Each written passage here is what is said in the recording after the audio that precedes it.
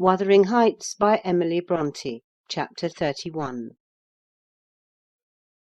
Yesterday was bright, calm, and frosty. I went to the Heights as I proposed.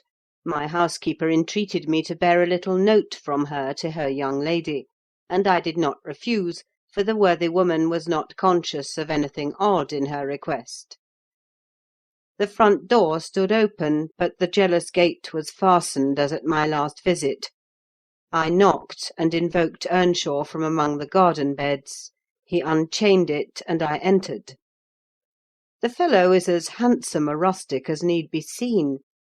I took particular notice of him this time, but then he does his best apparently to make the least of his advantages. I asked if Mr. Heathcliff were at home. He answered no, but he would be in at dinner-time. It was 11 o'clock, and I announced my intention of going in and waiting for him, at which he immediately flung down his tools and accompanied me in the office of watch-dog, not as a substitute for the host. We entered together. Catherine was there, making herself useful in preparing some vegetables for the approaching meal. She looked more sulky and less spirited than when I had seen her first. She hardly raised her eyes to notice me, and continued her employment with the same disregard to common forms of politeness as before, never returning my bow and good morning by the slightest acknowledgment. She does not seem so amiable, I thought, as Mrs. Dean would persuade me to believe. She's a beauty, it is true, but not an angel. Earnshaw surlily bid her remove her things to the kitchen. "Remove them yourself," she said, pushing them from her as soon as she had done, and retiring to a stool by the window, where she began to carve figures of birds and beasts out of the turnip parings in her lap. I approached her, pretending to desire a view of the garden, and, as I fancied, adroitly dropped Mrs. Dean's note on to her knee, unnoticed by Hareton; but she asked aloud, "What is that?" and chucked it off. "A letter from your old acquaintance, the housekeeper at the Grange," I answered, annoyed at her exposing my kind deed, and fearful lest it should be imagined a missive of my own. She would gladly have gathered it up at this information, but Hareton beat her. He seized and put it in his waistcoat, saying Mr. Heathcliff should look at it first. Thereat Catherine silently turned her face from us, and very stealthily drew out her pocket-handkerchief and applied it to her eyes; and her cousin, after struggling a while to keep down his softer feelings, pulled out the letter, and flung it on the floor beside her as ungraciously as he could. Catherine caught and perused it eagerly. Then she put a few questions to me concerning the inmates, rational and irrational, of her former home, and, gazing towards the hills, murmured in soliloquy, "I should like to be riding Minnie down there. I should like to be climbing up there. Oh, I'm tired. I'm stalled, Hareton." And she leant her pretty head back against the sill, with half a yawn and half a sigh, and lapsed into an aspect of abstracted sadness, neither caring nor knowing whether we remarked her. "Mrs. Heathcliff," I said, after sitting some time mute, "you are not aware that I am an acquaintance of yours? So intimate that I think it strange you won't come and speak to me. My housekeeper never wearies of talking about and praising you, and she'll be greatly disappointed if I return with no news of or from you, except that you received her letter and said nothing." She appeared to wonder at this speech, and asked, "Does Ellen like you?" "Yes, very well," I replied, hesitatingly. "You must tell her," she continued, "that I would answer her letter, but I have no materials for writing. Not even a book from which I might tear a leaf." "No books!" I exclaimed. "How do you contrive to live here without them? if I may take the liberty to inquire. Though provided with a large library, I am frequently very dull at the Grange. Take my books away, and I should be desperate." "I was always reading when I had them," said Catherine. "And Mr. Heathcliff never reads, so he took it into his head to destroy my books. I have not had a glimpse of one for weeks. Only once I searched through Joseph's store of theology, to his great irritation; and once, Hareton, I came upon a secret stock in your room, some Latin and Greek, and some tales and poetry: all old friends. I brought the last here, and you gathered them as a magpie gathers silver spoons, for the mere love of stealing. They are of no use to you, or else you concealed them in the bad spirit that, as you cannot enjoy them, nobody else shall. Perhaps your envy counselled Mr. Heathcliff to rob me of my treasures. But I've most of them written on my brain and printed in my heart, and you cannot deprive me of those." Earnshaw blushed crimson when his cousin made this revelation of his private literary accumulations, and stammered an indignant denial of her accusations. "Mr. Hareton is desirous of increasing his amount of knowledge," I said, coming to his rescue. "He is not envious, but emulous of your attainments. He'll be a clever scholar in a few years." "And he wants me to sink into a dunce meantime," answered Catherine. "Yes, I hear him trying to spell and read to himself, and pretty blunders he makes. I wish you would repeat Chevy Chase as you did yesterday: it was extremely funny. I heard you, and I heard you turning over the dictionary to seek out the hard words, and then cursing because you couldn't read their explanations." The young man evidently thought it too bad that he should be laughed at for his ignorance, and then laughed at for trying to remove it.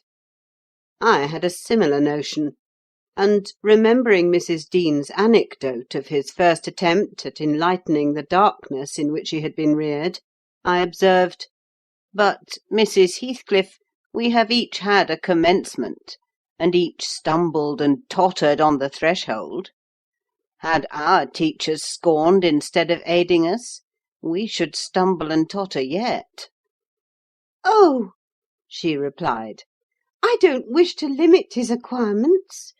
Still he has no right to appropriate what is mine, and make it ridiculous to me with his vile mistakes and mispronunciations. Those books, both prose and verse, are consecrated to me by other associations, and I hate to have them debased and profaned in his mouth. Besides, of all, he has selected my favourite pieces that I love the most to repeat, as if out of deliberate malice." Hareton's chest heaved in silence a minute. He laboured under a severe sense of mortification and wrath, which it was no easy task to suppress. I rose, and, from a gentlemanly idea of relieving his embarrassment, took up my station in the doorway, surveying the external prospect as I stood. He followed my example and left the room, but presently reappeared, bearing half a dozen volumes in his hands, which he threw into Catherine's lap, exclaiming, "Take them! I never want to hear or read or think of them again." "I won't have them now," she answered. "I shall connect them with you, and hate them." She opened one that had obviously been often turned over, and read a portion in the drawling tone of a beginner, then laughed and threw it from her.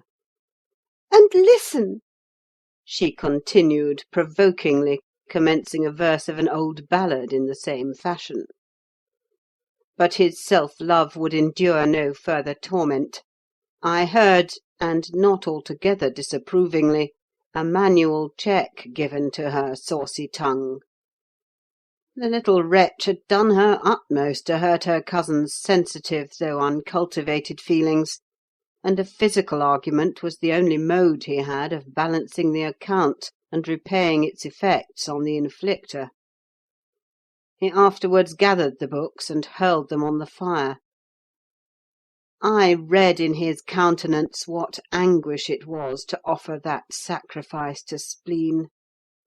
I fancied that as they consumed, he recalled the pleasure they had already imparted, and the triumph and ever-increasing pleasure he had anticipated from them; and I fancied I guessed the incitement to his secret studies also.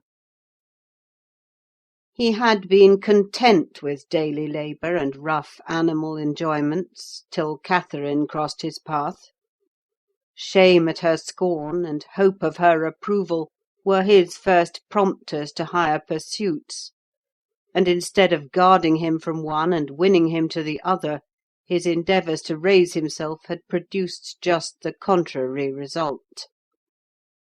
Yes, that's all the good that such a brute as you can get from them!"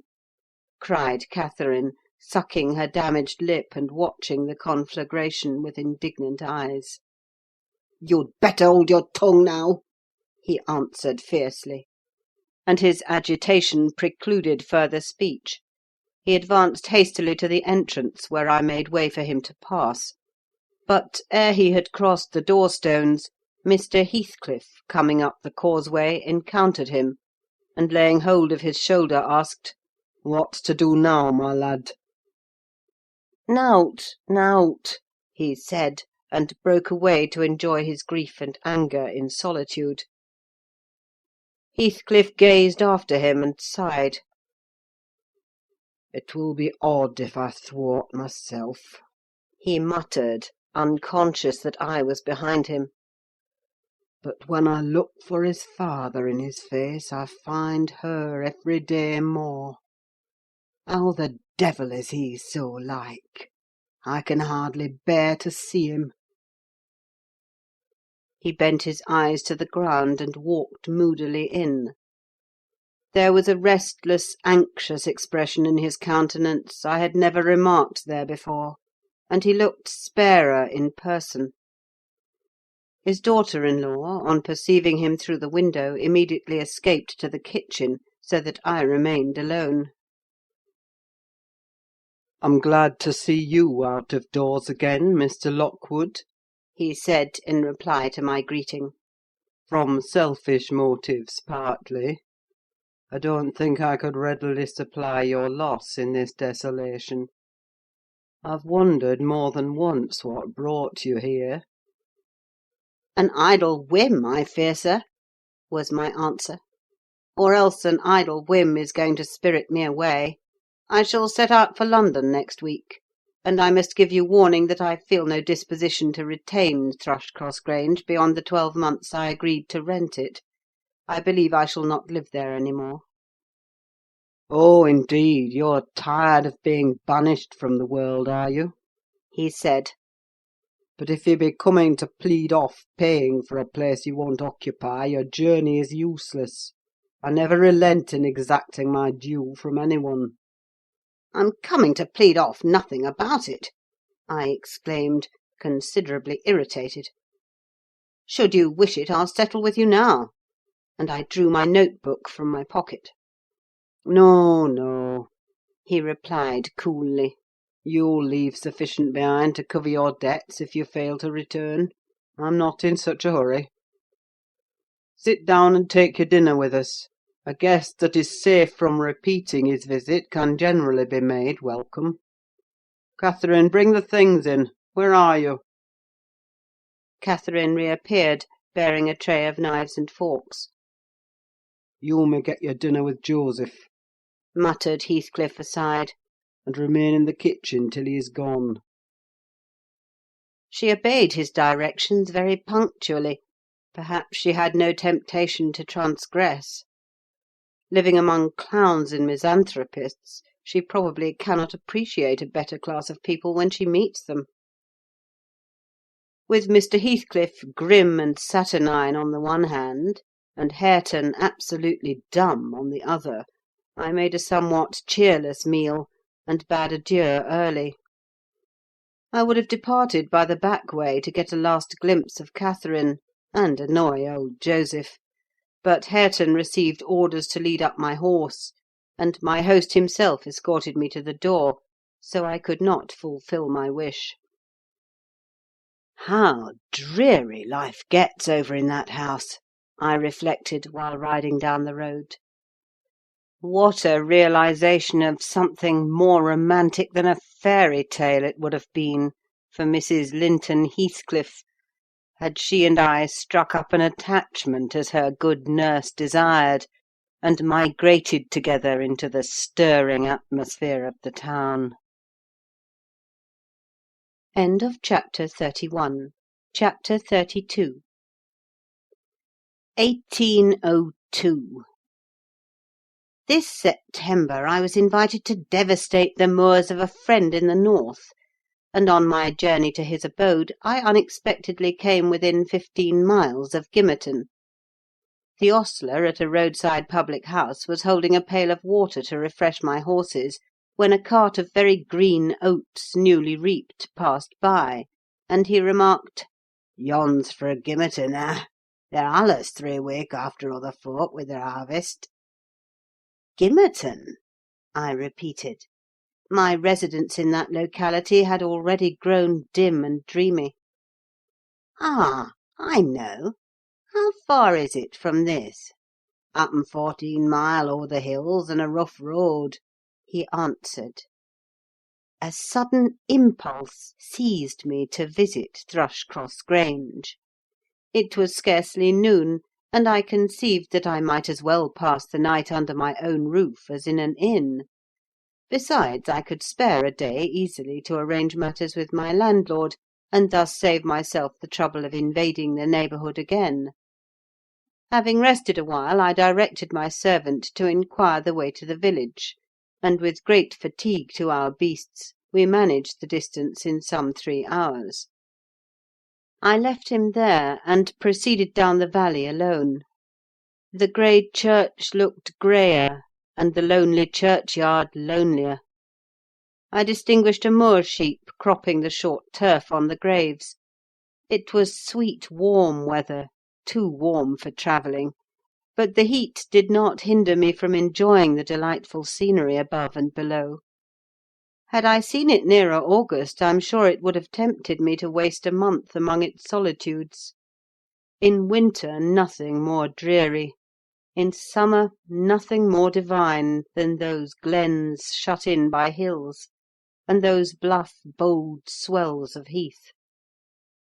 I reached the Grange before sunset, and knocked for admittance, but the family had retreated into the back premises, I judged, by one thin blue wreath curling from the kitchen chimney, and they did not hear.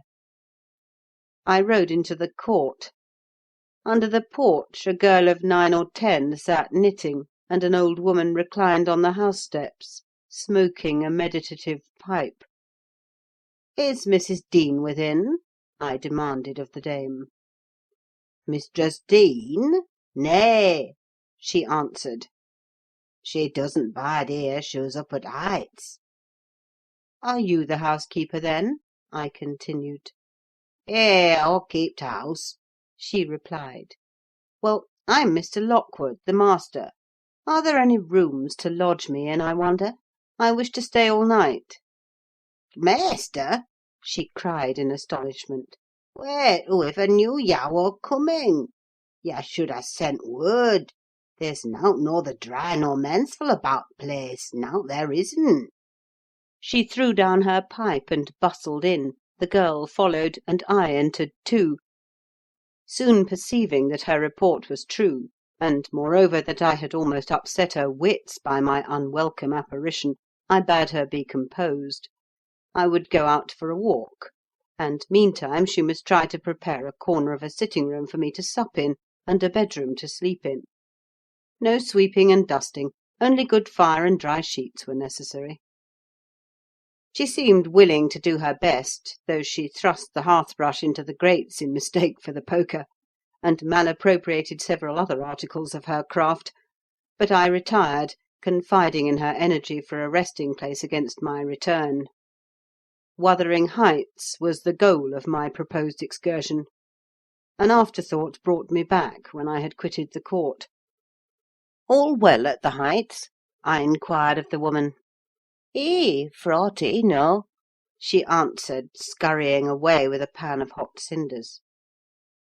I would have asked why Mrs. Dean had deserted the Grange, but it was impossible to delay her at such a crisis; so I turned away and made my exit, rambling leisurely along, with the glow of a sinking sun behind, and the mild glory of a rising moon in front, one fading and the other brightening, as I quitted the park and climbed the stony by-road branching off to Mr. Heathcliff's dwelling. Before I arrived in sight of it, all that remained of day was a beamless amber light along the west; but I could see every pebble on the path, and every blade of grass, by that splendid moon. I had neither to climb the gate nor to knock; it yielded to my hand. That is an improvement, I thought. And I noticed another, by the aid of my nostrils: a fragrance of stocks and wallflowers wafted on the air from amongst the homely fruit–trees. Both doors and lattices were open, and yet, as is usually the case in a coal district, a fine red fire illumined the chimney. The comfort which the eye derives from it renders the extra heat endurable. But the house of Wuthering Heights is so large that the inmates have plenty of space for withdrawing out of its influence; and accordingly what inmates there were had stationed themselves not far from one of the windows. I could both see them and hear them talk before I entered, and looked and listened in consequence, being moved thereto by a mingled sense of curiosity and envy that grew as I lingered. "Contrary!" said a voice as sweet as a silver bell. "That for the third time, you dunce! I'm not going to tell you again. Recollect, or I'll pull your hair." "Contrary, then," answered another, in deep but softened tones. "And now kiss me for minding so well." "No!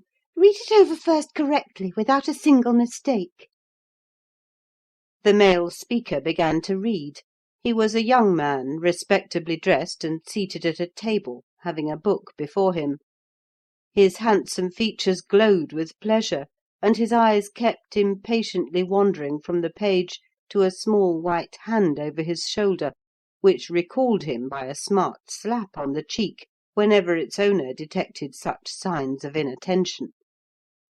Its owner stood behind, her light shining ringlets blending at intervals with his brown looks, as she bent to superintend his studies; and her face—it was lucky he could not see her face, or he would never have been so steady. I could, and I bit my lip in spite at having thrown away the chance I might have had of doing something besides staring at its smiting beauty.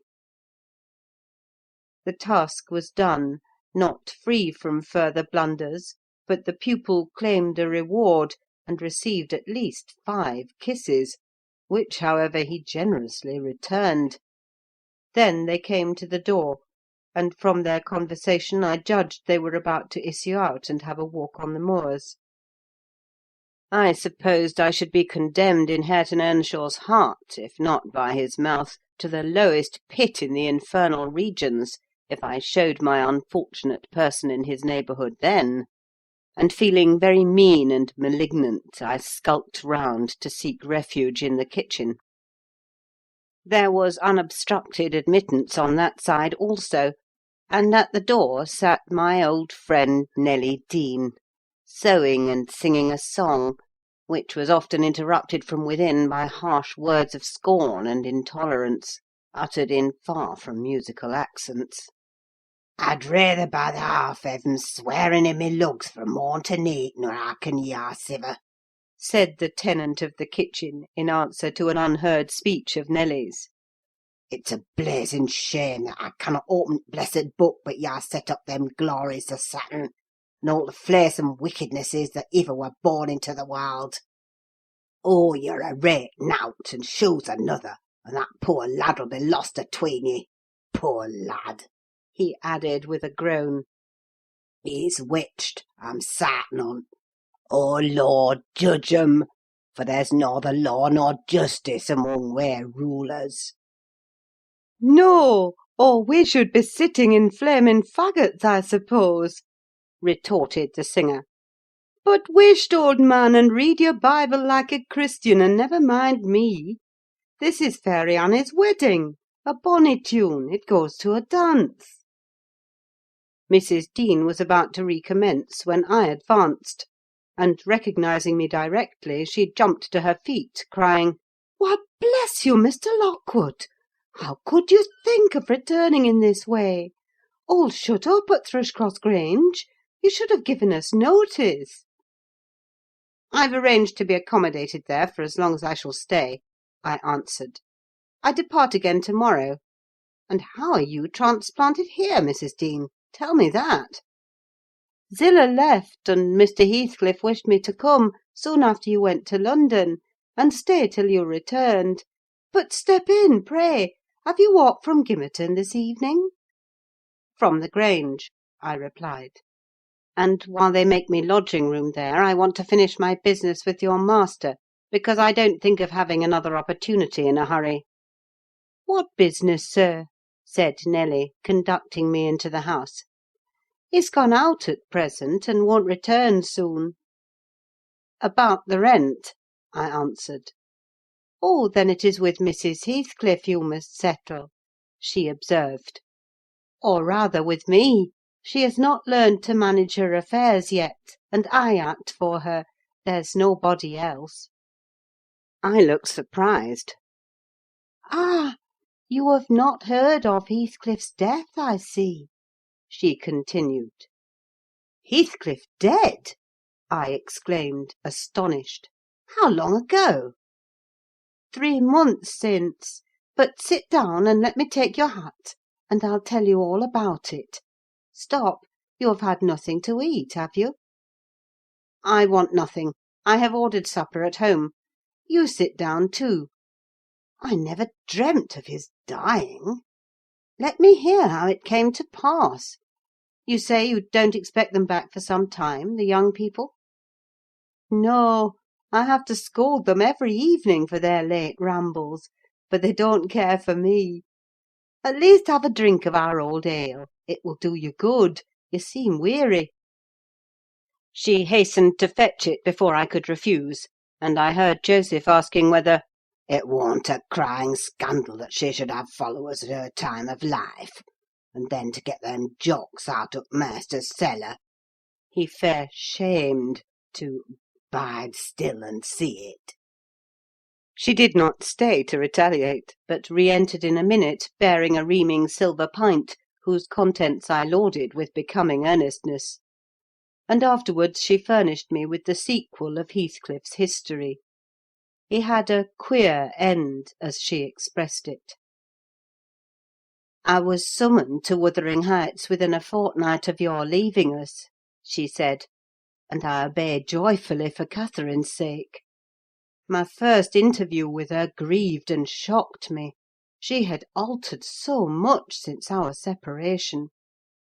Mr. Heathcliff did not explain his reasons for taking a new mind about my coming here: he only told me he wanted me, and he was tired of seeing Catherine. I must make the little parlour my sitting–room, and keep her with me: it was enough if he were obliged to see her once or twice a day.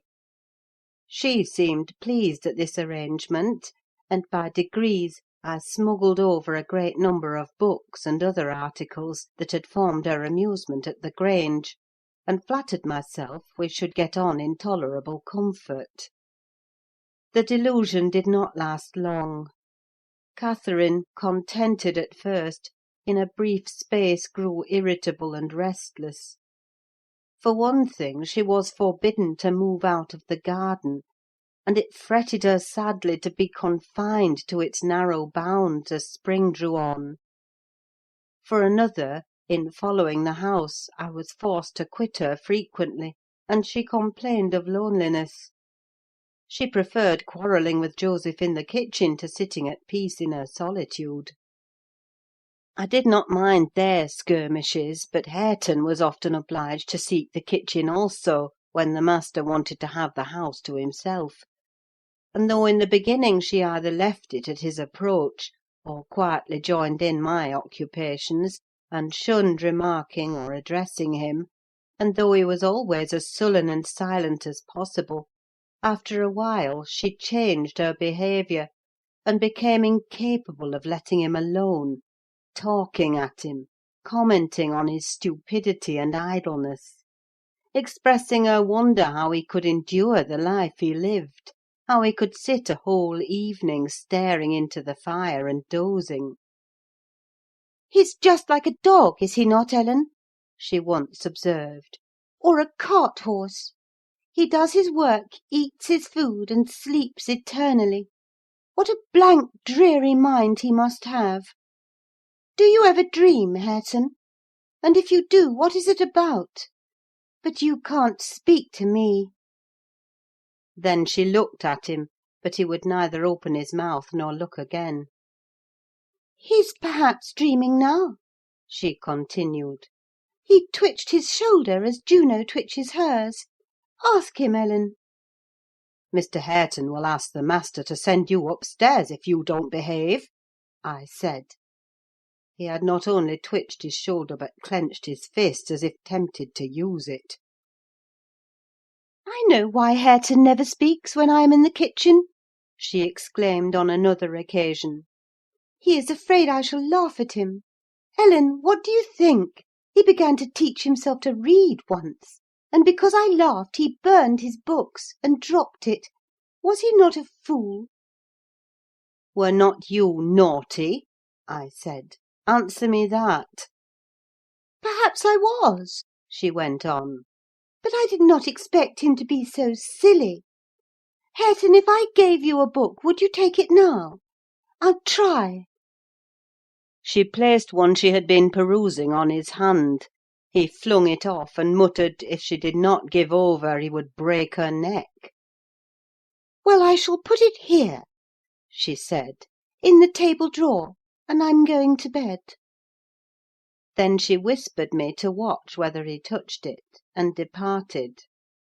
But he would not come near it, and so I informed her in the morning, to her great disappointment. I saw she was sorry for his persevering sulkiness and indolence. Her conscience reproved her for frightening him off improving himself: she had done it effectually. But her ingenuity was at work to remedy the injury.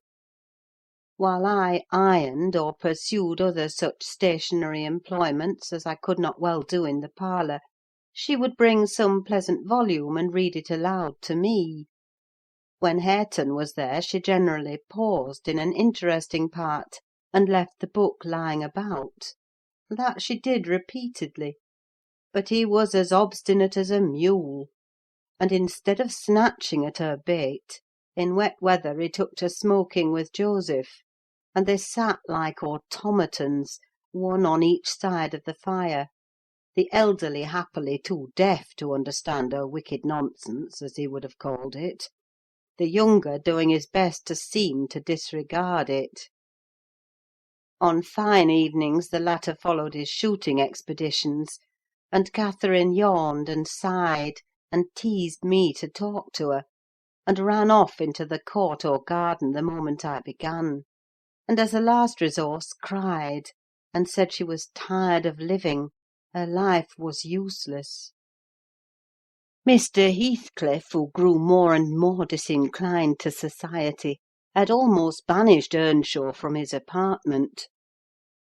Owing to an accident at the commencement of March, he became for some days a fixture in the kitchen. His gun burst while out on the hills by himself, a splinter cut his arm, and he lost a good deal of blood before he could reach home.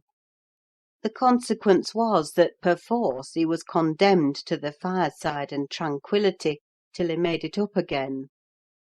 It suited Catherine to have him there: at any rate, it made her hate her room upstairs more than ever, and she would compel me to find out business below, that she might accompany me. On Easter Monday, Joseph went to Gimmerton Fair with some cattle, and in the afternoon I was busy getting up linen in the kitchen. Earnshaw sat morose as usual at the chimney corner, and my little mistress was beguiling an idle hour with drawing pictures on the window panes, varying her amusement by smothered bursts of songs, and whispered ejaculations, and quick glances of annoyance and impatience in the direction of her cousin, who steadfastly smoked and looked into the grate.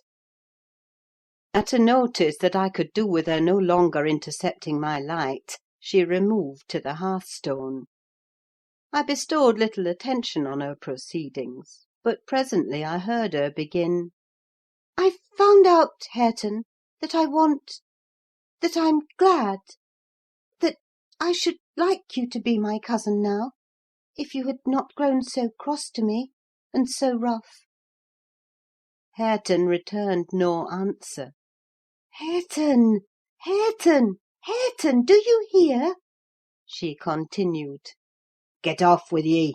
He growled with uncompromising gruffness. "Let me take that pipe," she said, cautiously advancing her hand and abstracting it from his mouth. Before he could attempt to recover it, it was broken and behind the fire.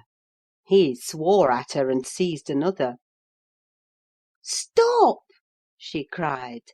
"You must listen to me first, and I can't speak while those clouds are floating in my face." "Will you go to the devil," he exclaimed ferociously, "and let me be?" "No," she persisted, "I won't. I can't tell what to do to make you talk to me, and you are determined not to understand. When I call you stupid, I don't mean anything. I don't mean that I despise you. Come, you shall take notice of me, Hareton. You are my cousin, and you shall own me." "I shall have nowt to do with you and your mucky pride and your damn mocking tricks," he answered. "I'll go to hell, body and soul, before I look sideways after you again. Side out o' gate now, this minute!" Catherine frowned, and retreated to the window-seat, chewing her lip, and endeavouring, by humming an eccentric tune, to conceal a growing tendency to sob. "You should be friends with your cousin, Mr. Hareton," I interrupted, "since she repents of her sauciness. It would do you a great deal of good: it would make you another man to have her for a companion." "A companion!" he cried. "When she hates me, and does not think me fit to wipe her shoon! Nay, if it made me a king, I'd not be scorned for seeking her goodwill any more." "It is not I who hate you: it is you who hate me," wept Cathy, no longer disguising her trouble. "You hate me as much as Mr. Heathcliff does, and more." "You're a damned liar!" began Earnshaw. "Why have I made him angry by taking your part, then, 100 times? And that when you sneered at and despised me, and— Go on plaguing me, and I'll step in yonder and say you worried me out of the kitchen." "I didn't know you took my part," she answered, drying her eyes; "and I was miserable and bitter at everybody. But now I thank you, and beg you to forgive me. What can I do besides?" She returned to the hearth, and frankly extended her hand. He blackened and scowled like a thunder–cloud, and kept his fists resolutely clenched, and his gaze fixed on the ground.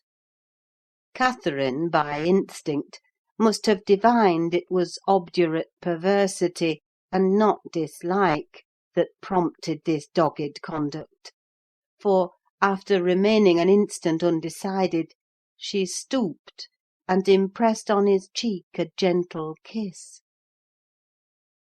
The little rogue thought I had not seen her, and drawing back, she took her former station by the window, quite demurely. I shook my head reprovingly, and then she blushed and whispered, "Well, what What should I have done, Ellen? He wouldn't shake hands, and he wouldn't look. I must show him some way that I like him, that I want to be friends. Whether the kiss convinced Hareton, I cannot tell. He was very careful, for some minutes, that his face should not be seen, and when he did raise it, he was sadly puzzled where to turn his eyes. Catherine employed herself in wrapping a handsome book neatly in white paper, and having tied it with a bit of ribbon, and addressed it to Mr. Hareton Earnshaw, she desired me to be her ambassadress, and convey the present to its destined recipient. And tell him, if he'll take it, I'll come and teach him to read it right, she said. and if he refuse it, I'll go upstairs and never tease him again. I carried it and repeated the message, anxiously watched by my employer. Hareton would not open his fingers, so I laid it on his knee. He did not strike it off either. I returned to my work. Catherine leant her head and arms on the table till she heard the slight rustle of the covering being removed. Then she stole away, and quietly seated herself beside her cousin. He trembled, and his face glowed. All his rudeness and all his surly harshness had deserted him. He could not summon courage, at first, to utter a syllable in reply to her questioning look, and her murmured petition. Say you forgive me, Hareton, do! You can make me so happy by speaking that little word. He muttered something inaudible. And you'll be my friend? Added Catherine, interrogatively. Nay, you'll be ashamed of me every day of your life, he answered. And the more ashamed, the more you know me, and I cannot bide it. So you won't be my friend? She said, smiling as sweet as honey, and creeping close up. I overheard no further distinguishable talk, but on looking round again, I perceived two such radiant countenances bent over the page of the accepted book, that I did not doubt the treaty had been ratified on both sides, and the enemies were thenceforth sworn allies. The work they studied was full of costly pictures, and those and their position had charm enough to keep them unmoved till Joseph came home. He, poor man, was perfectly aghast at the spectacle of Catherine seated on the same bench with Hareton Earnshaw, leaning her hand on his shoulder, and confounded at his favourite's endurance of her proximity. It affected him too deeply to allow an observation on the subject that night. His emotion was only revealed by the immense sighs he drew as he solemnly spread his large Bible on the table, and overlaid it with dirty bank-notes from his pocket-book, the produce of the day's transactions. At length he summoned Hareton from his seat. "Tak these into maister, lad," he said, "and bide there. I's gang up to my own rahm. This oil's neither mensful nor seemly for us. We mun side out and search another." "Come, Catherine," I said, "we must side out too. I've done my ironing. Are you ready to go?" It is not 8 o'clock, she answered, rising unwillingly. Hareton, I'll leave this book upon the chimney-piece, and I'll bring some more to-morrow. "Ony books that you leave, I shall tak into house," said Joseph. "And it'll be mitch if you find 'em again, so you may please yourseln." Cathy threatened that his library should pay for hers, and, smiling as she passed Hareton, went singing upstairs, lighter of heart, I venture to say, than ever she had been under that roof before, except, perhaps, during her earliest visits to Linton. The intimacy thus commenced grew rapidly, though it encountered temporary interruptions. Earnshaw was not to be civilised with a wish, and my young lady was no philosopher, and no paragon of patience. But both their minds tending to the same point, one loving and desiring to esteem, and the other loving and desiring to be esteemed, they contrived in the end to reach it. You see, Mr. Lockwood, it was easy enough to win Mrs. Heathcliff's heart.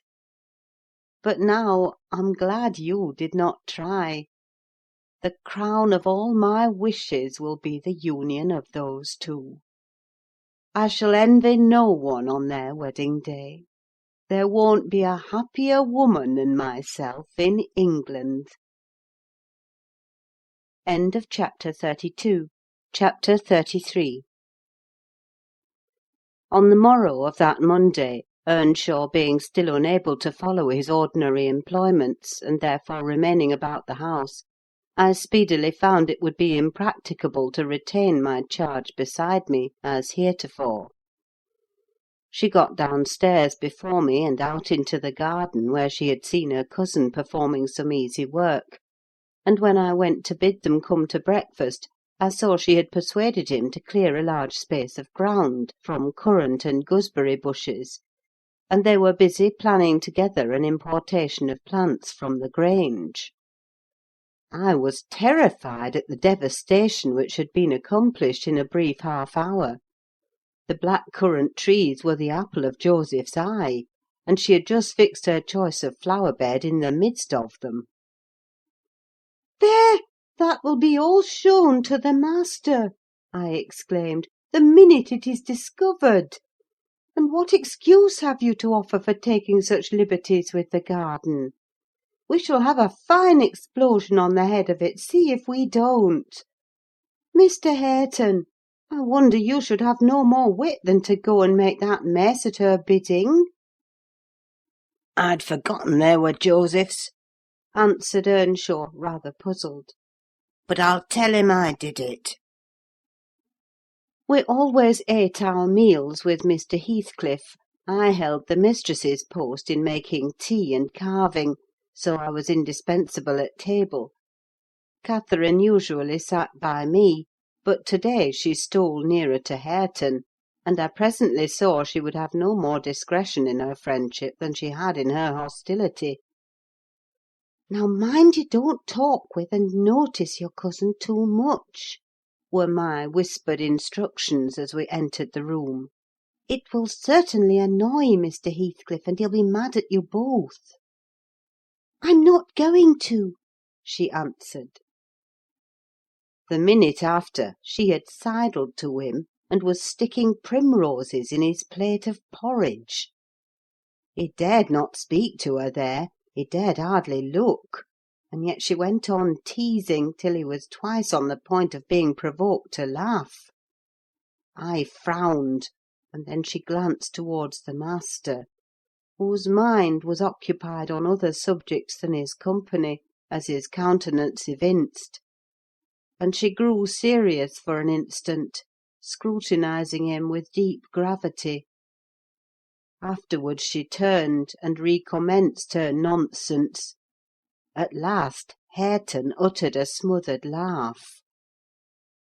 Mr. Heathcliff started, his eye rapidly surveyed our faces.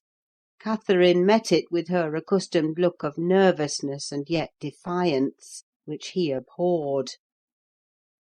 "It is well you are out of my reach," he exclaimed. "What fiend possesses you to stare back at me continually with those infernal eyes? Down with them, and don't remind me of your existence again.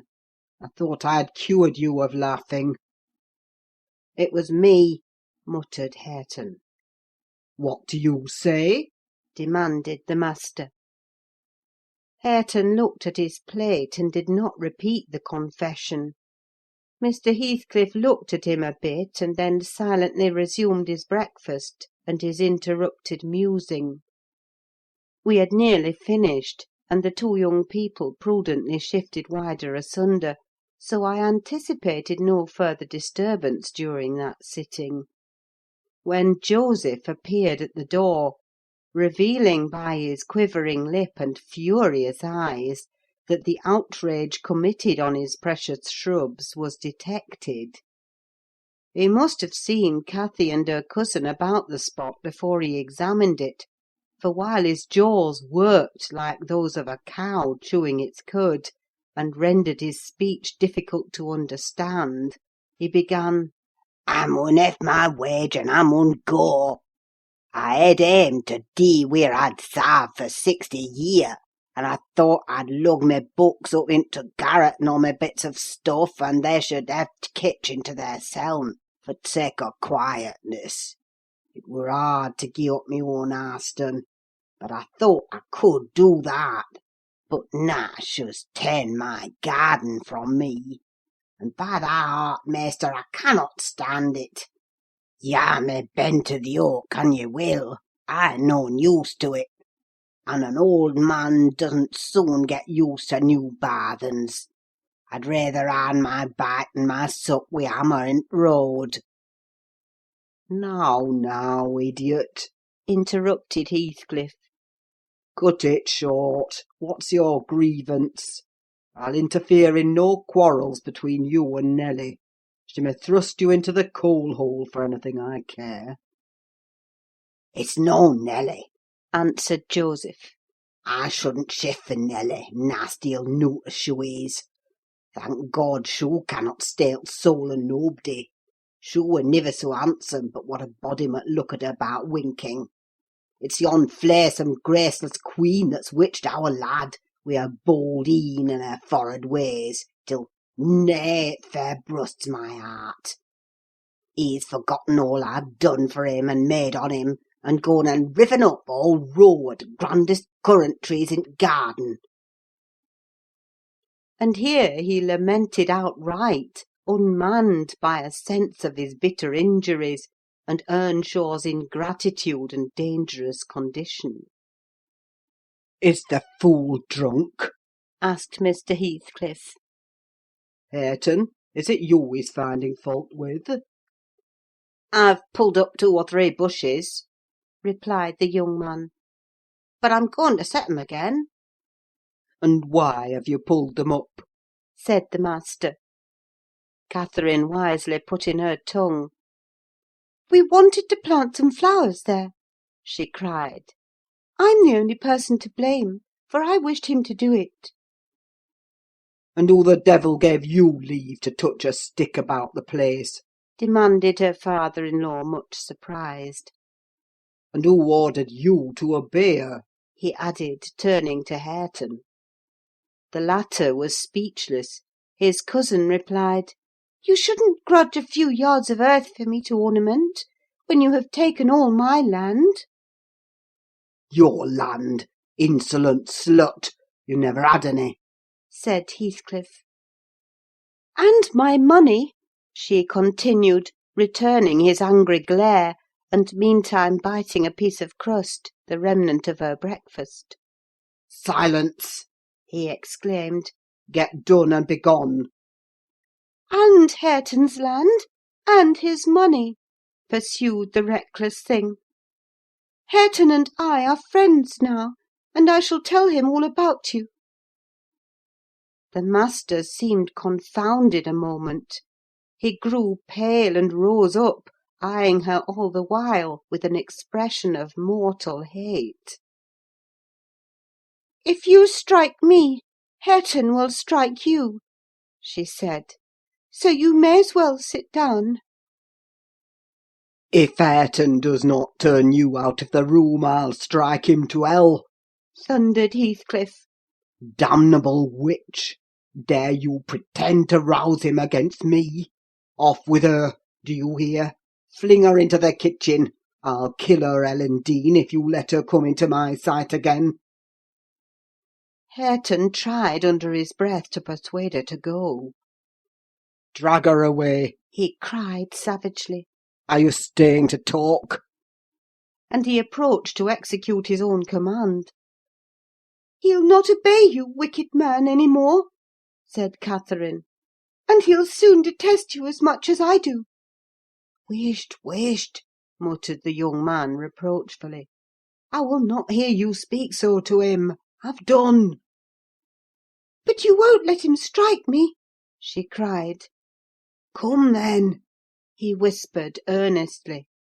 It was too late. Heathcliff had caught hold of her.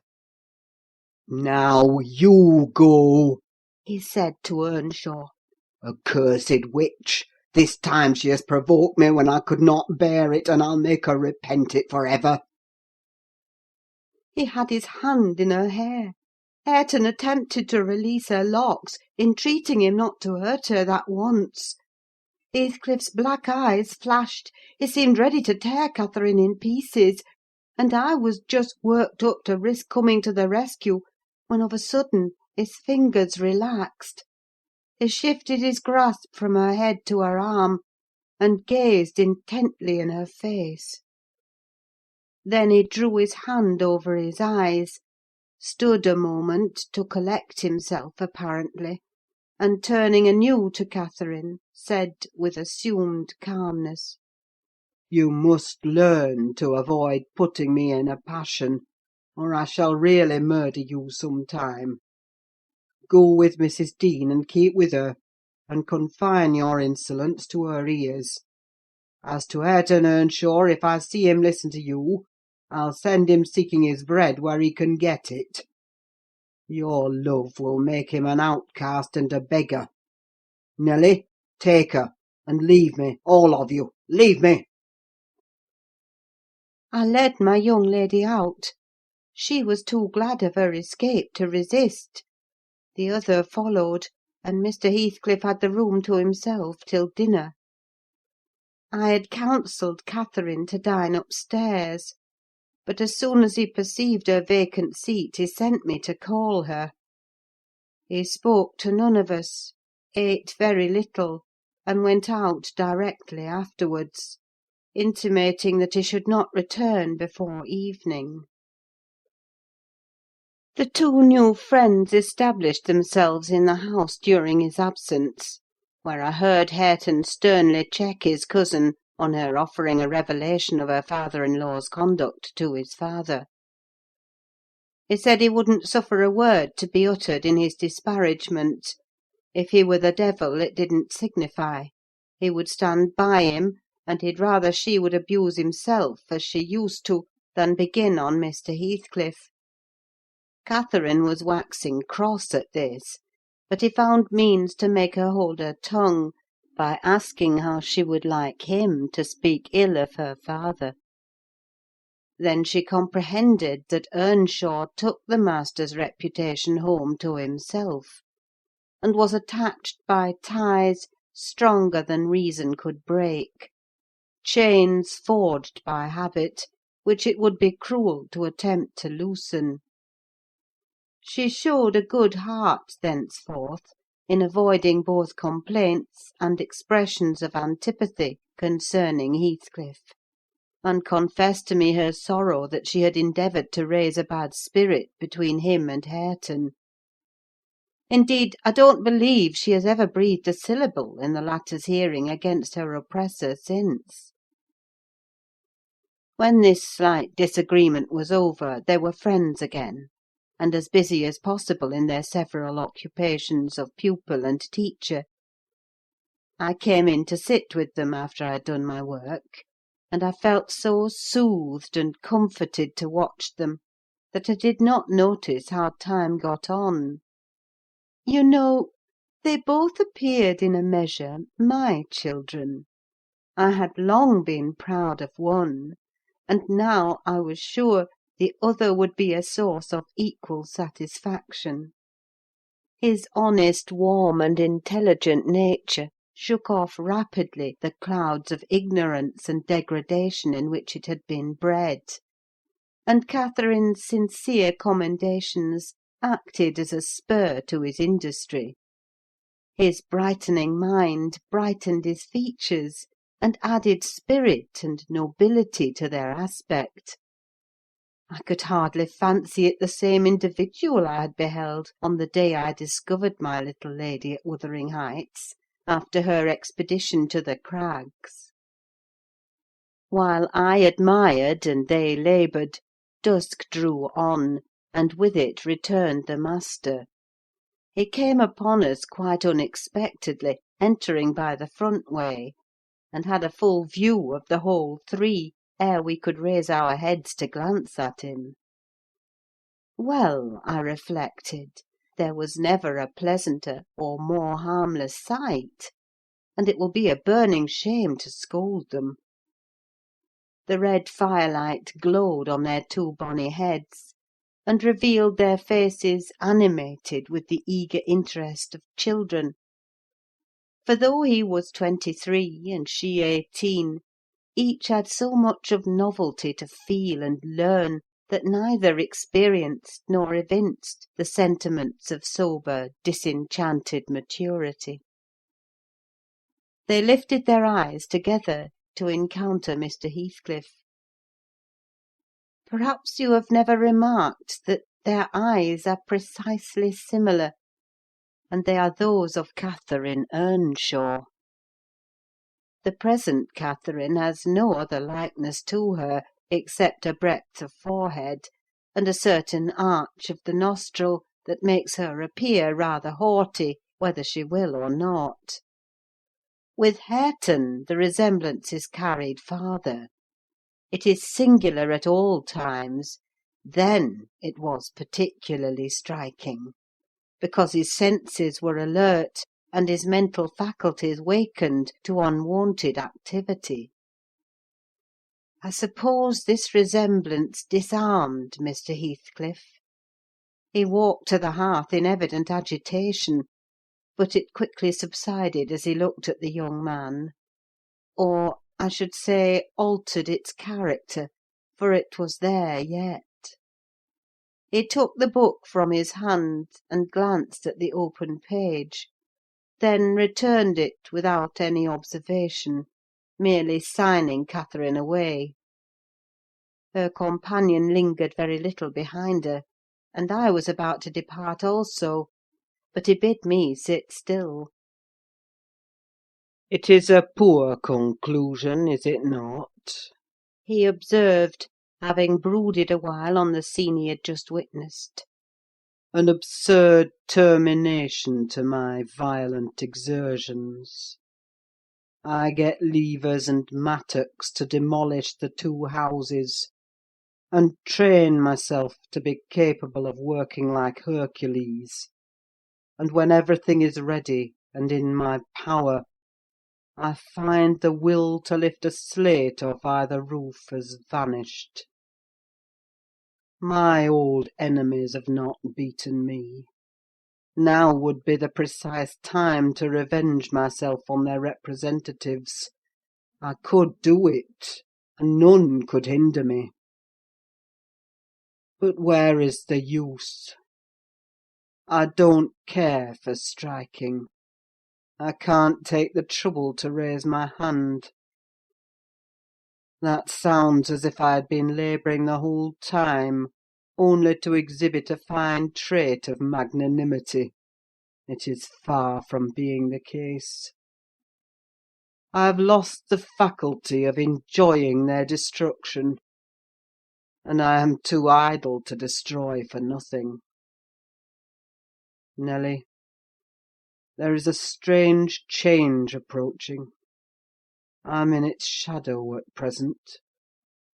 I take so little interest in my daily life that I hardly remember to eat and drink. Those two who have left the room are the only objects which retain a distinct material appearance to me, and that appearance causes me pain amounting to agony. About her I won't speak, and I don't desire to think; but I earnestly wish she were invisible. Her presence invokes only maddening sensations. He moves me differently; and yet, if I could do it without seeming insane, I'd never see him again. You'll perhaps think me rather inclined to become so," he added, making an effort to smile. If I try to describe the thousand forms of past associations and ideas he awakens or embodies. But you'll not talk of what I tell you, and my mind is so eternally secluded in itself, it is tempting, at last, to turn it out to another. 5 minutes ago, Hareton seemed a personification of my youth, not a human being. I felt to him in such a variety of ways that it would have been impossible to have accosted him rationally. In the first place, his startling likeness to Catherine connected him fearfully with her. That, however, which you may suppose the most potent to arrest my imagination, is actually the least. For what is not connected with her to me? And what does not recall her? I cannot look down to this floor, but her features are shaped in the flags. In every cloud, in every tree, filling the air at night, and caught by glimpses in every object by day, I am surrounded with her image. The most ordinary faces of men and women, my own features, mock me with a resemblance. The entire world is a dreadful collection of memoranda that she did exist, and that I have lost her. Well, Hareton's aspect was the ghost of my immortal love, of my wild endeavours to hold my right, my degradation, my pride, my happiness, and my anguish. But it is frenzy to repeat these thoughts to you. Only it will let you know why, with a reluctance to be always alone, his society is no benefit, rather an aggravation of the constant torment I suffer. And it partly contributes to render me regardless how he and his cousin go on together. I can give them no attention any more. "But what do you mean by a change, Mr. Heathcliff?" I said, alarmed at his manner. Though he was neither in danger of losing his senses nor dying, according to my judgment, he was quite strong and healthy; and as to his reason, from childhood he had a delight in dwelling on dark things and entertaining odd fancies. He might have had a monomania on the subject of his departed idol, but on every other point his wits were as sound as mine. I shall not know that till it comes, He said. I'm only half conscious of it now. "You have no feeling of illness, have you?" I asked. No, Nelly, I have not. He answered. "Then you are not afraid of death?" I pursued. Afraid? No. He replied. I have neither a fear, nor a presentiment, nor a hope of death. Why should I? With my hard constitution and temperate mode of living, and unperilous occupations, I ought to, and probably shall, remain above ground till there is scarcely a black hair on my head. And yet I cannot continue in this condition. I have to remind myself to breathe, almost to remind my heart to beat. And it is like bending back a stiff spring. It is by compulsion that I do the slightest act, not prompted by one thought. and by compulsion that I notice anything alive or dead which is not associated with one universal idea. I have a single wish, and my whole being and faculties are yearning to attain it. They have yearned towards it so long, and so unwaveringly, that I am convinced it will be reached, and soon, because it has devoured my existence. I am swallowed up in the anticipation of its fulfilment. My confessions have not relieved me, but they may account for some otherwise unaccountable phases of humour which I show. Oh, God, it is a long fight!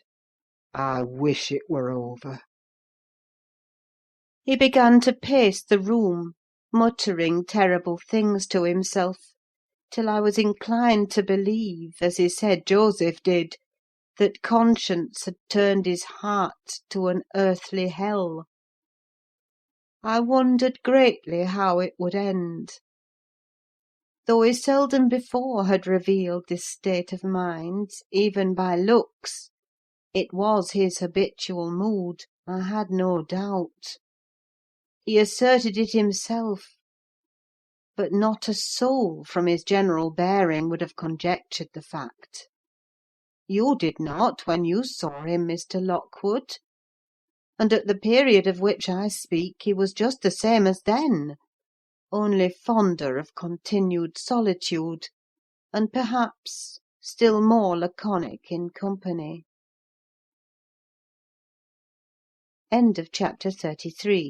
Chapter 34. For some days after that evening Mr. Heathcliff shunned meeting us at meals, yet he would not consent formally to exclude Hareton and Cathy. He had an aversion to yielding so completely to his feelings, choosing rather to absent himself, and eating once in 24 hours seemed sufficient sustenance for him. One night, after the family were in bed, I heard him go downstairs and out at the front door. I did not hear him re-enter, and in the morning I found he was still away. We were in April then: the weather was sweet and warm, the grass as green as showers and sun could make it, and the 2 dwarf apple trees near the southern wall in full bloom. After breakfast, Catherine insisted on my bringing a chair and sitting with my work under the fir trees at the end of the house; and she beguiled Hareton, who had perfectly recovered from his accident, to dig and arrange her little garden, which was shifted to that corner by the influence of Joseph's complaints. I was comfortably revelling in the spring fragrance around, and the beautiful soft blue overhead, when my young lady, who had run down near the gate to procure some primrose roots for a border, returned only half laden, and informed us that Mr. Heathcliff was coming in. "And he spoke to me," she added, with a perplexed countenance. "What did he say?" asked Hareton. "He told me to be gone as fast as I could," she answered. "But he looked so different from his usual look that I stopped a moment to stare at him." "How?" he inquired. "Why, almost bright and cheerful. No, almost nothing. Very much excited, and wild and glad," she replied. "Night walking amuses him, then," I remarked, affecting a careless manner, in reality as surprised as she was, and anxious to ascertain the truth of her statement; for to see the master looking glad would not be an everyday spectacle. I framed an excuse to go in. Heathcliff stood at the open door. He was pale, and he trembled; yet certainly he had a strange, joyful glitter in his eyes that altered the aspect of his whole face. "Will you have some breakfast?" I said. "You must be hungry, rambling about all night." I wanted to discover where he had been, but I did not like to ask directly. No, I'm not hungry. He answered, averting his head, and speaking rather contemptuously, as if he guessed I was trying to divine the occasion of his good humour. I felt perplexed. I didn't know whether it were not a proper opportunity to offer a bit of admonition. "I don't think it right to wander out of doors," I observed, "instead of being in bed. It is not wise, at any rate this moist season. I daresay you'll catch a bad cold or a fever. You have something the matter with you now." Nothing but what I can bear, He replied. and with the greatest pleasure, provided you'll leave me alone. Get in, and don't annoy me. I obeyed, and in passing, I noticed he breathed as fast as a cat. Yes, I reflected to myself, we shall have a fit of illness. I cannot conceive what he has been doing. That noon he sat down to dinner with us, and received a heaped-up plate from my hands, as if he intended to make amends for previous fasting. I've neither cold nor fever, Nelly, He remarked, in allusion to my morning's speech. and I'm ready to do justice to the food you give me. He took his knife and fork, and was going to commence eating, when the inclination appeared to become suddenly extinct. He laid them on the table, looked eagerly towards the window, then rose and went out. We saw him walking to and fro in the garden while we concluded our meal, and Earnshaw said he'd go and ask why he would not dine. He thought we had grieved him some way. "Well, is he coming?" cried Catherine, when her cousin returned. "Nay," he answered, "but he's not angry. He seemed rarely pleased, indeed; only I made him impatient by speaking to him twice, and then he bid me be off to you. He wondered how I could want the company of anybody else."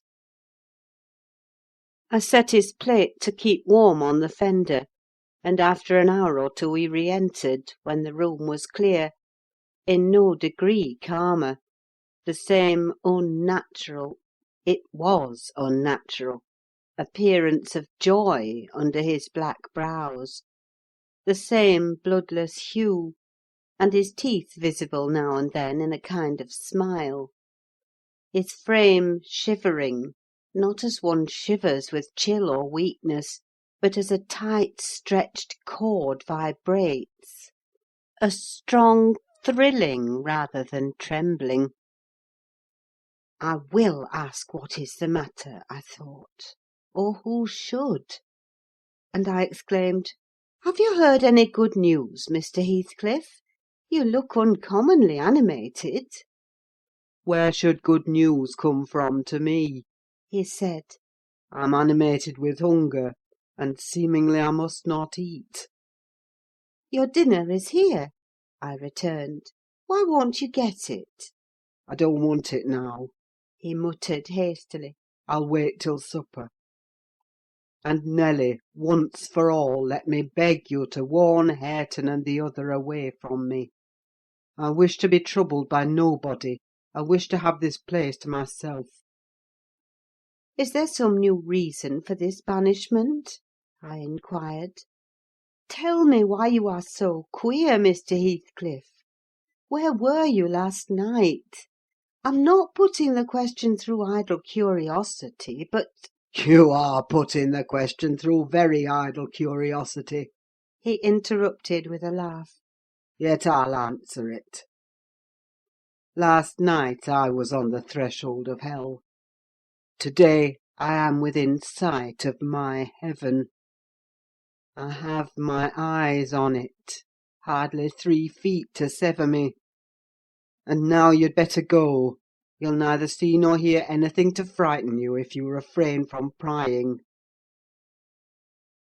Having swept the hearth and wiped the table, I departed, more perplexed than ever. He did not quit the house again that afternoon, and no one intruded on his solitude till, at 8 o'clock, I deemed it proper, though unsummoned, to carry a candle and his supper to him. He was leaning against the ledge of an open lattice, but not looking out. His face was turned to the interior gloom. The fire had smouldered to ashes. The room was filled with the damp, mild air of the cloudy evening, and so still that not only the murmur of the beck down Gimmerton was distinguishable, but its ripples and its gurgling over the pebbles, or through the large stones which it could not cover. I uttered an ejaculation of discontent at seeing the dismal grate, and commenced shutting the casements, one after another, till I came to his. "Must I close this?" I asked, in order to rouse him, for he would not stir. The light flashed on his features as I spoke. Oh, Mr. Lockwood, I cannot express what a terrible start I got by the momentary view. Those deep black eyes, that smile and ghastly paleness! It appeared to me not Mr. Heathcliff, but a goblin; and in my terror I let the candle bend towards the wall, and it left me in darkness. Yes, close it. He replied in his familiar voice. There, that is pure awkwardness. Why did you hold the candle horizontally? Be quick and bring another. I hurried out in a foolish state of dread, and said to Joseph, "The master wishes you to take him a light and rekindle the fire," for I dared not go in myself again just then. Joseph rattled some fire into the shovel and went, but he brought it back immediately, with the supper tray in his other hand, explaining that Mr. Heathcliff was going to bed, and he wanted nothing to eat till morning. We heard him mount the stairs directly. He did not proceed to his ordinary chamber, but turned into that with the panelled bed. Its window, as I mentioned before, is wide enough for anybody to get through, and it struck me that he plotted another midnight excursion, of which he had rather we had no suspicion. "Is he a ghoul or a vampire?" I mused. I had read of such hideous incarnate demons. And then I set myself to reflect how I had tended him in infancy, and watched him grow to youth, and followed him almost through his whole course, and what absurd nonsense it was to yield to that sense of horror. But where did he come from, the little dark thing, harboured by a good man to his bane? Muttered superstition, as I dozed into unconsciousness. And I began, half dreaming, to weary myself with imagining some fit parentage for him, and repeating my waking meditations, I tracked his existence over again, with grim variations; at last picturing his death and funeral, of which all I can remember is being exceedingly vexed at having the task of dictating an inscription for his monument, and consulting the sexton about it; and as he had no surname, and we could not tell his age, we were obliged to content ourselves with the single word Heathcliff. That came true: we were. If you enter the kirkyard, you'll read on his headstone only that, and the date of his death. Dawn restored me to common sense. I rose and went into the garden as soon as I could see, to ascertain if there were any footmarks under his window. There were none. "He has stayed at home," I thought, "and he'll be all right to-day." I prepared breakfast for the household, as was my usual custom, but told Hareton and Catherine to get theirs ere the master came down, for he lay late. They preferred taking it out of doors under the trees, and I set a little table to accommodate them. On my re-entrance I found Mr. Heathcliff below. He and Joseph were conversing about some farming business. He gave clear, minute directions concerning the matter discussed, but he spoke rapidly, and turned his head continually aside, and had the same excited expression, even more exaggerated. When Joseph quitted the room, he took his seat in the place he generally chose, and I put a basin of coffee before him. He drew it nearer, and then rested his arms on the table, and looked at the opposite wall, as I supposed, surveying one particular portion, up and down, with glittering, restless eyes, and with such eager interest that he stopped breathing during half a minute together. "Come now," I exclaimed, pushing some bread against his hand. "Eat and drink that while it is hot. It has been waiting near an hour." He didn't notice me, and yet he smiled. I'd rather have seen him gnash his teeth than smile so. "Mr. Heathcliff, master!" I cried. "Don't, for God's sake, stare as if you saw an unearthly vision." "Don't, for God's sake, shout so loud," he replied. "Turn round and tell me, are we by ourselves?" "Of course," was my answer. "Of course we are."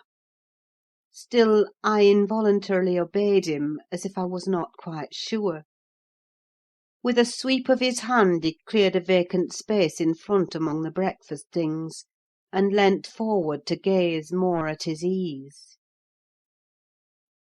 Now I perceived he was not looking at the wall, for when I regarded him alone, it seemed exactly that he gazed at something within 2 yards' distance; and whatever it was, it communicated apparently both pleasure and pain in exquisite extremes.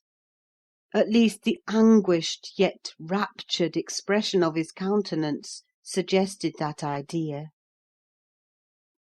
The fancied object was not fixed either: his eyes pursued it with unwearied diligence, and even in speaking to me were never weaned away. I vainly reminded him of his protracted abstinence from food. If he stirred to touch anything in compliance with my entreaties, if he stretched his hand out to get a piece of bread, his fingers clenched before they reached it, and remained on the table, forgetful of their aim. I sat, a model of patience, trying to attract his absorbed attention from its engrossing speculation, till he grew irritable and got up, asking why I would not allow him to have his own time in taking his meals, and saying that on the next occasion I needn't wait, I might set the things down and go. Having uttered these words, he left the house, slowly sauntered down the garden path, and disappeared through the gate. The hours crept anxiously by. Another evening came. I did not retire to rest till late, and when I did, I could not sleep. He returned after midnight, and instead of going to bed, shut himself into the room beneath. I listened and tossed about, and finally dressed and descended. It was too irksome to lie there, harassing my brain with 100 idle misgivings. I distinguished Mr. Heathcliff's step, restlessly measuring the floor, and he frequently broke the silence by a deep inspiration, resembling a groan. He muttered detached words also. The only one I could catch was the name of Catherine, coupled with some wild term of endearment or suffering, and spoken as one would speak to a person present: low and earnest, and wrung from the depth of his soul. I had not courage to walk straight into the apartment, but I desired to divert him from his reverie, and therefore fell foul of the kitchen fire, stirred it, and began to scrape the cinders. It drew him forth sooner than I expected. He opened the door immediately, and said, Nelly, come here. Is it morning? Come in with your light. "It is striking 4," I answered. "You want a candle to take upstairs. You might have lit one at this fire." No, I don't wish to go upstairs, he said. Come in and kindle me a fire, and do anything there is to do about the room.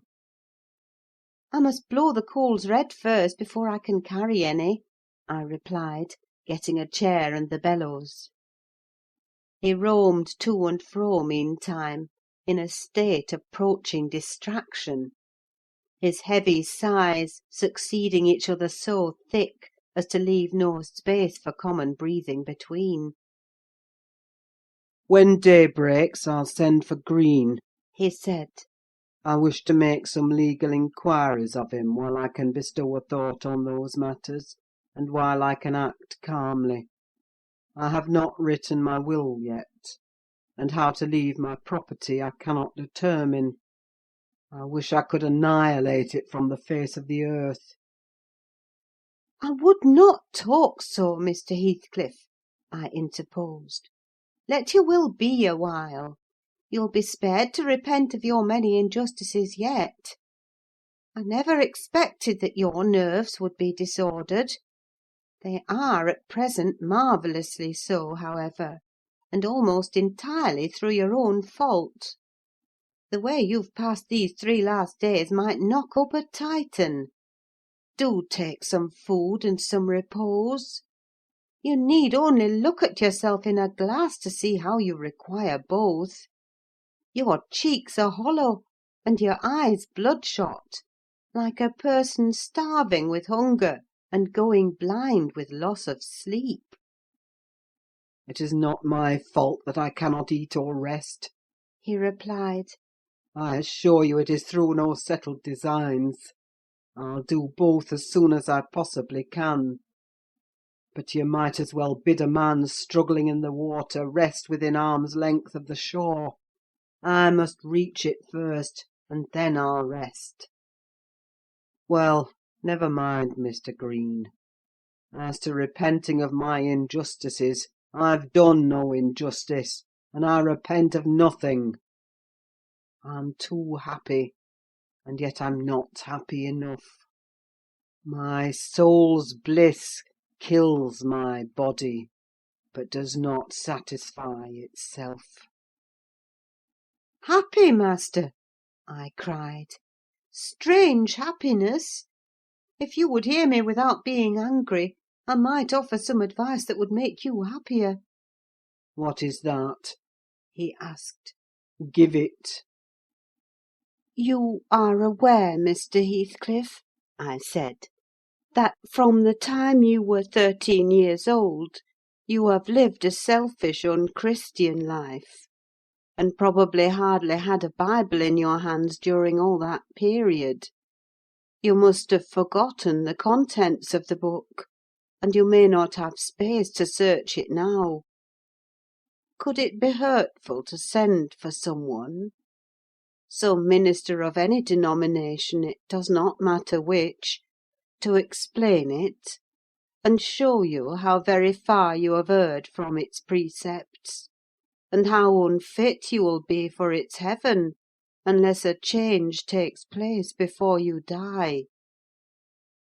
I'm rather obliged than angry, Nelly, he said.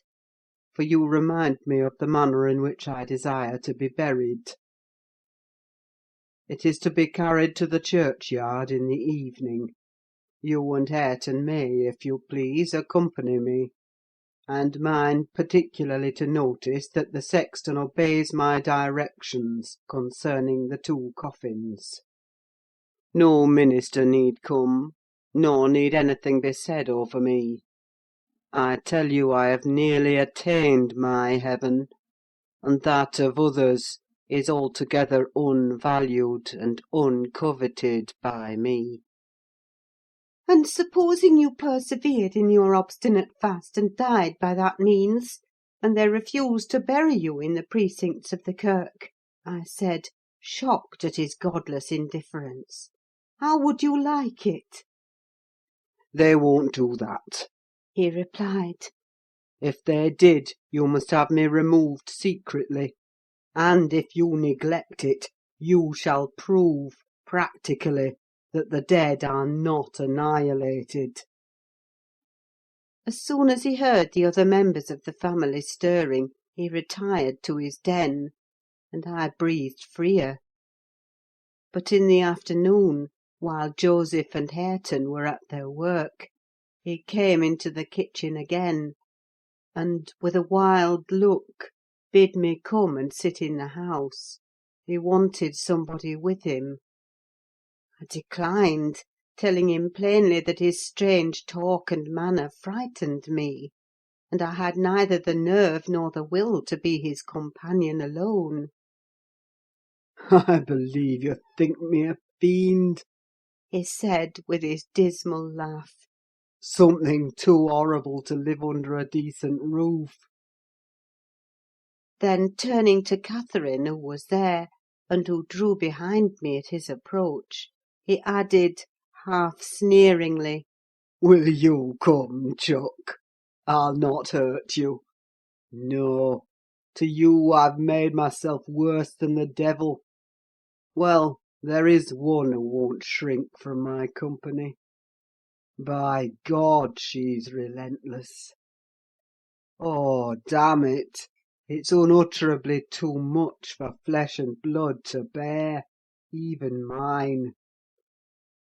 he solicited the society of no one more. At dusk he went into his chamber. Through the whole night, and far into the morning, we heard him groaning and murmuring to himself. Hareton was anxious to enter, but I bid him fetch Mr. Kenneth, and he should go in and see him.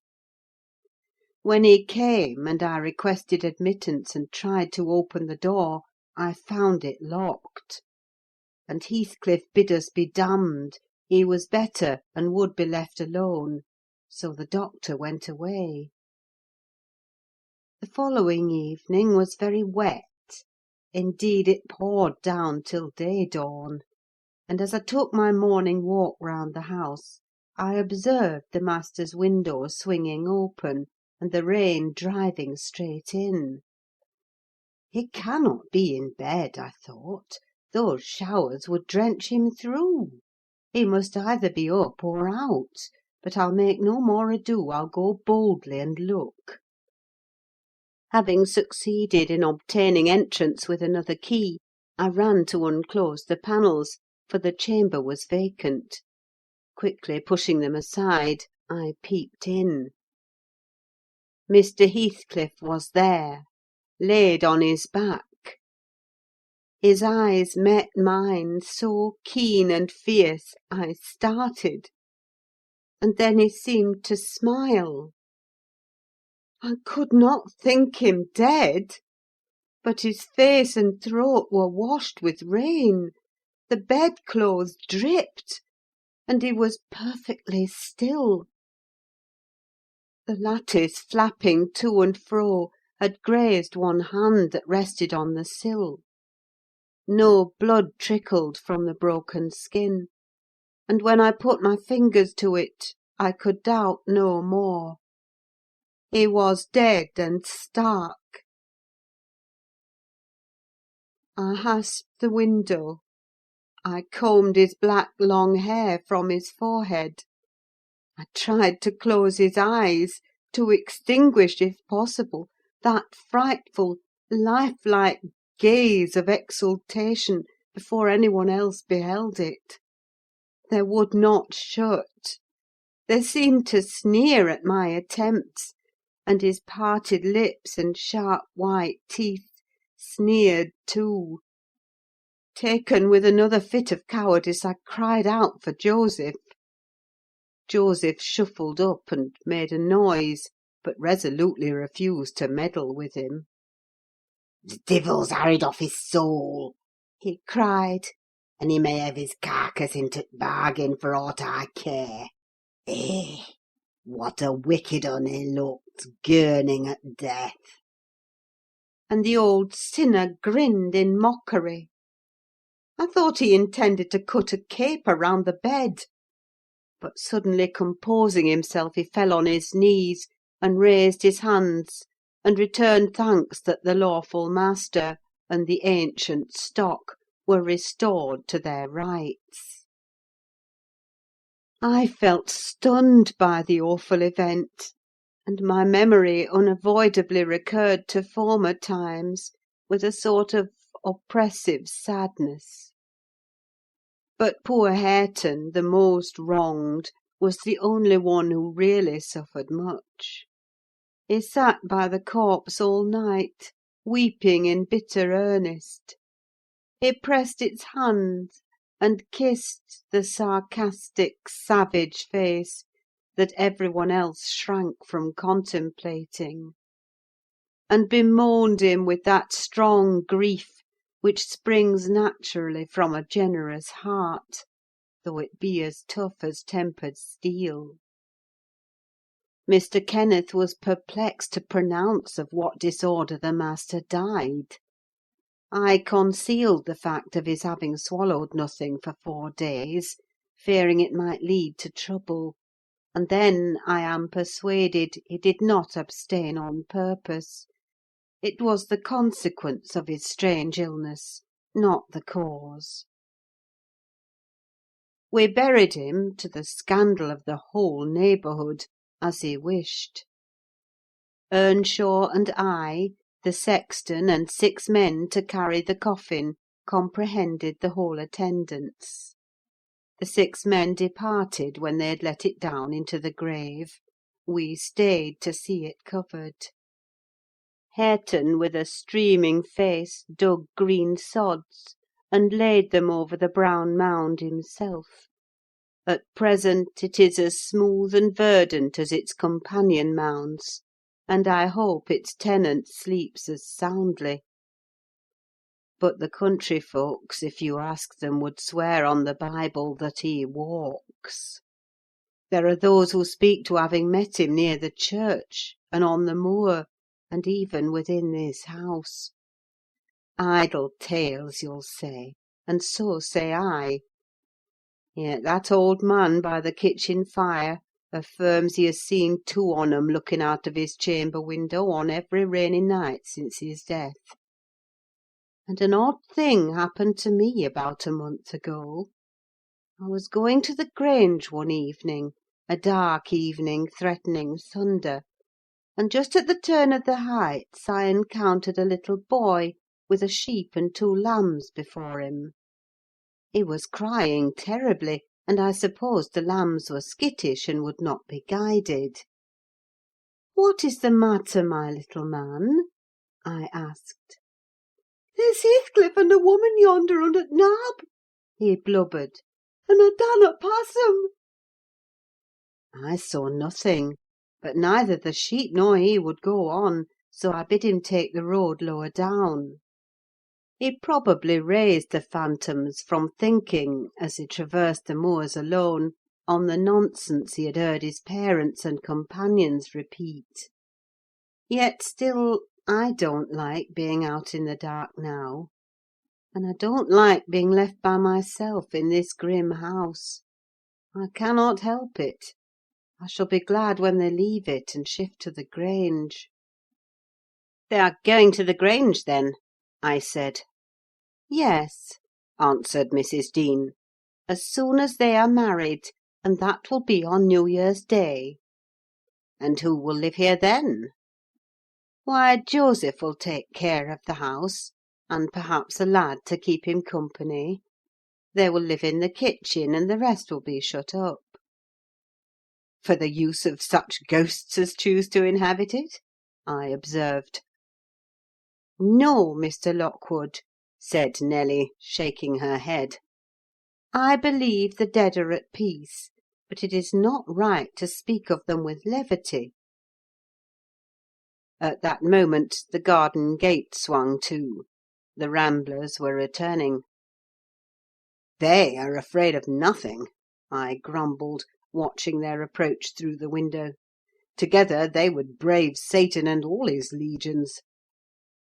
As they stepped onto the door-stones and halted to take a last look at the moon, or more correctly, at each other by her light, I felt irresistibly impelled to escape them again, and pressing a remembrance into the hand of Mrs. Dean, and disregarding her expostulations at my rudeness, I vanished through the kitchen as they opened the house door, and so should have confirmed Joseph in his opinion of his fellow servant's gay indiscretions, had he not fortunately recognised me for a respectable character by the sweet ring of a sovereign at his feet.